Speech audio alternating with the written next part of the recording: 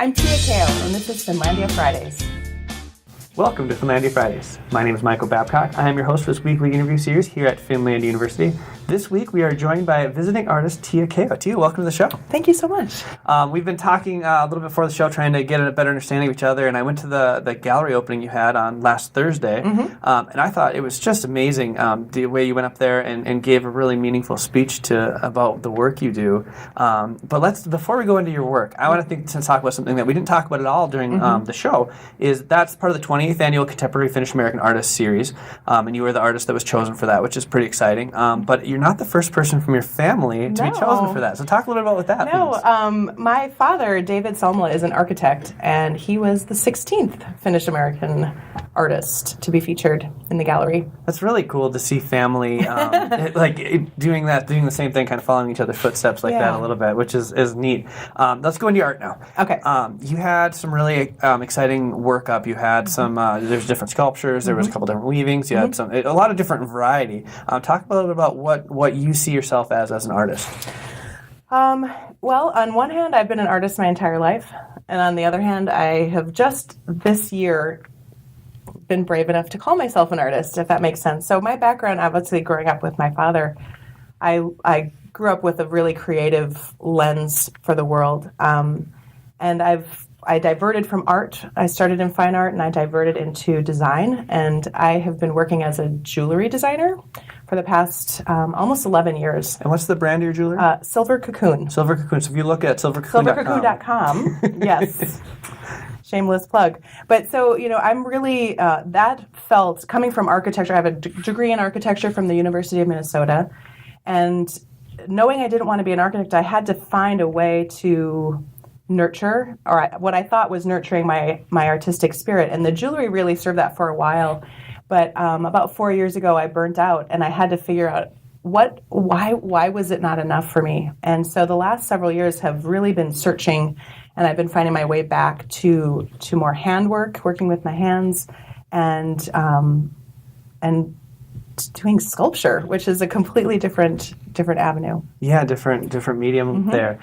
Before we go into that a little bit, talk about what made this possible. I know there's a couple of grants you received. Yeah, well, in 2017, I received a Minnesota State Arts Board grant, which was substantial. It really helped support the growth of my jewelry business. So I had been working really design-based laser cut work, and that allowed me to get equipment and to focus on developing metal jewelry and learning how to work in that medium. And for this show, I actually received a Next Step Fund grant from the Metropolitan Regional Arts Council in the Twin Cities area. And the Next Step Fund is funded in part by the McKnight Foundation, and it really goes to serve practicing artists, professional artists, and giving them a little bit of a boost to that next step in their career. So the bulk of the work for this show was made because of that grant. And I think that goes into the next topic we're talking about, because next step meaning you're pushing yourself a little bit further. Yeah. The title of your exhibit was Permission. Talk about why that title came together and how that related to the work you put out there. Yeah, well, so it goes back to this idea of not allowing myself to even think of myself as an artist. I really was in a designer mindset, and my husband and I founded Silver Cocoon as a design company in 2001, and it started as an art sale in an Airstream camper, which the Silver Cocoon. Think about an Airstream. But September 11th really shook me. Like, it changed my idea of what I could or should be doing. And I kind of started putting up a bunch of walls, mentally, emotionally, and I told myself I couldn't do certain things, and I stopped doing creative things in the name of being more practical, in the name of being more responsible, and being doing more important work. I don't know what that even means. Right. Going and getting a job isn't necessarily more important, but at that time, that's what I did. And so Permission, all of the work that's shown in this show is work that I allowed myself to do that wasn't tied to having to make money, that wasn't there were just no strings attached. Like it was a way to help heal myself in a way from the burnout and from trying to fit into these cavernous tunnels in my mind of what was allowed and what wasn't. And so I just kind of opened it up. I think the way that you talked about that during the opening reception was really powerful, and a lot of students that I could see within my view, they were clearly like engaged in what you're talking about. And they've been going through their own stories like that for their whole lives. I mean, being an art student is not necessarily an easy decision, especially in today's culture. But when you get to it and you actually follow your passions, it seems like it's quite rewarding. Well, it's taken me 20 years. It's taken me 20 years to allow myself to do this, and it is now rewarding. But I wouldn't have been able to do it if I hadn't developed this somewhat stable jewelry business. Right. You know what I mean? So it's still scary. It's emotional. There's a lot of emotional work that you need to do as an artist, where thinking and really trying to pinpoint, like, why did I react that way? Why am I feeling this way about that thing? And if you don't have a release for those sorts of churnings, then you just go a little bit crazy.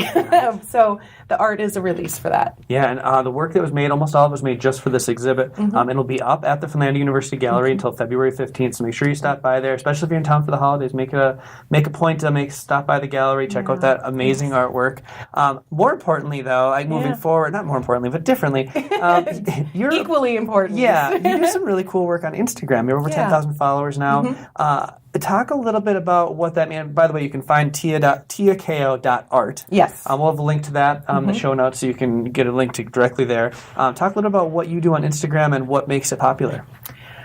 Well, I haven't always had, I've had a lot of growth in the last year and a half, and it really came from, it started when I started a daily art practice. And, that practice began April 4th. 2017, I started a 100-day project with a group of people on Instagram who were doing it. And that really was also part of this granting myself permission. It wasn't like I just decided to do this show and give myself permission. I mean, this is like several years of working and gradually allowing myself these things. But so I started a one watercolor painting a day. And part of that, because it was a 100-day project, was sharing it on Instagram. And so I continue to share a piece every day. And I've also been sharing time-lapse process videos where you can see from the blank page all the way to the end in less than a minute. And that is really, sharing that daily journey over a course of time. It's not always perfect. I don't always love it. And so I feel like part of what maybe is resonating with my Instagram followers is just the vulnerability that comes from that. And it all ties into the permission, right? It all ties into not needing to be perfect. Right. Last thing I want to dive into a little bit is the interactions you had with students this week. I know you talked to a classroom, worked with some students one-on-one. What was it like for you as a professional artist to come back and work with some students like that? It was so good. It was really, really good. And, I don't have an art degree. I started in art and I have an architecture degree. And somehow, at first I was a little nervous, like, what do I have to share with these students? And then I realized it's like, well, we're just all human, and we all have our journey, and it's just finding tools to be able to express and articulate what it is that we're doing. And so, with architecture, it actually felt a little bit like being back in architecture school, where the same things apply. What was your foundational idea? What moves did you make to support that idea, and does the final result express that? Is it the truest expression that you could have come up with for what you wanted to do?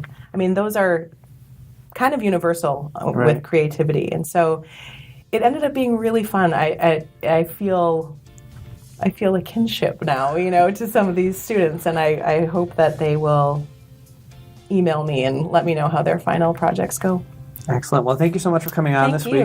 It's been a lot of fun. You can follow up with Tia's work at tiakeo.art. on Instagram, as well as go see her work in the Finlandia University Gallery until February 15th. So thank you guys for tuning in, and we'll see you next Friday.